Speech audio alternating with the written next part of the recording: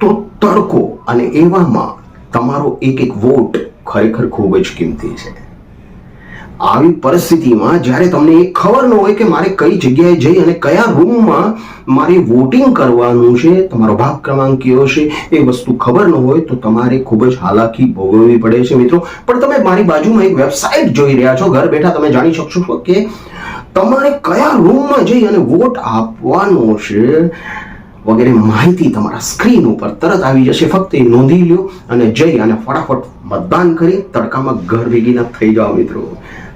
મતદાન આપવું, મતદાન કરવું એ પણ જરૂરી છે, કારણ કે મતદાન તમે કરશો ને ત્યારે તમે તમારું ભવિષ્ય સુનિશ્ચિત કરી શકશો મિત્રો.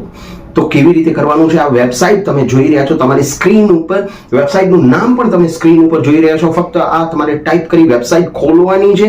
અંદર તમારે કોર્પોરેશનની ચૂંટણી હોય, સ્થાનિક સ્વરાજ્યની આ ચૂંટણી છે, કોર્પોરેશનની હોય, મહાનગરપાલિકાની હોય, તમારે એ મહાનગરપાલિકા સિલેક્ટ કરવાની છે. ત્યાં તમારે એપિક નંબર, તમારો ચૂંટણી કાર્ડનો નંબર નાખવાનો છે અને નીચે આપેલ કેપ્ચા ભરવાનું છે, રાજ્ય સિલેક્ટ કરવાનો છે અને શોધો બટન ઉપર જસ્ટ ક્લિક કરવાનું છે. સંપૂર્ણ માહિતી તમારી સામે આવી જશે. ફક્ત ત્યાં જઈ અને મતદાન કરી આવો મિત્રો. તમારું નસીબ, તમારું ભવિષ્ય સુનિશ્ચિત કરો મિત્રો. ફરી મળીશું નવી માહિતી સાથે, નવી જાણકારી સાથે, નવા ટોપિક સાથે. ત્યાં સુધી જય શ્રી કૃષ્ણ, ધન્યવાદ, જય હિન્દ.